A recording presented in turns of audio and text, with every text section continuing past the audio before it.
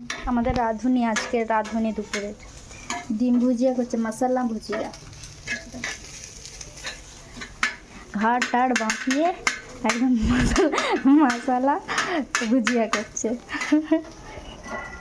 আর বাইরে দেখো মানে রোদ, মশলা ভুজিয়া চলে আসলো।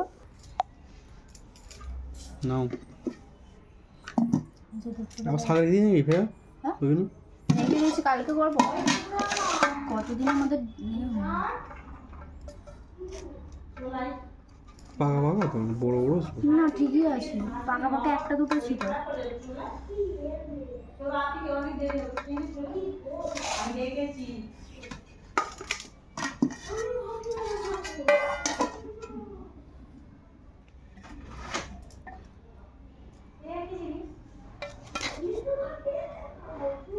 আমি একটা জিনিস এরকম বাঁধাকপি ভাজার কি কালার করেছি, খেতে পারবে কি আমি জানি না।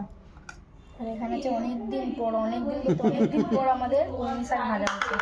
আমাদের শাক আনি না বলতে গেলে, কারণ ঘুমাতে ঘুমাতে লেট হয়ে যায় আর উঠতে পারি না।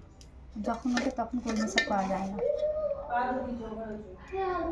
ঠিক আছে, প্রতিদিন শাক এনে ঠিক আছে, প্রতিদিন শাক কার সব রকম শাক আনবে যাতে খাওয়া যায় লাগবে। চুনো মাছের টক খেতে,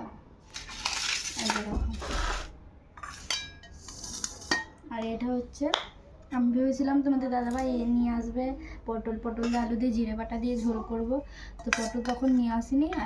এই যে পটল ডাঁটা দিয়ে আলু দিয়ে সয়াবিন দিয়ে জিরে বাটার ঝোল করেছে। আর এখন পটল নিয়ে এসেছে, আর কত কত সবজি নিয়ে এসেছে দেখো, অনেকগুলো সবজি নিয়েছে। আর সামনে আমাদের রান্না পুজো আছে, তার জন্যে। চলো টাটা।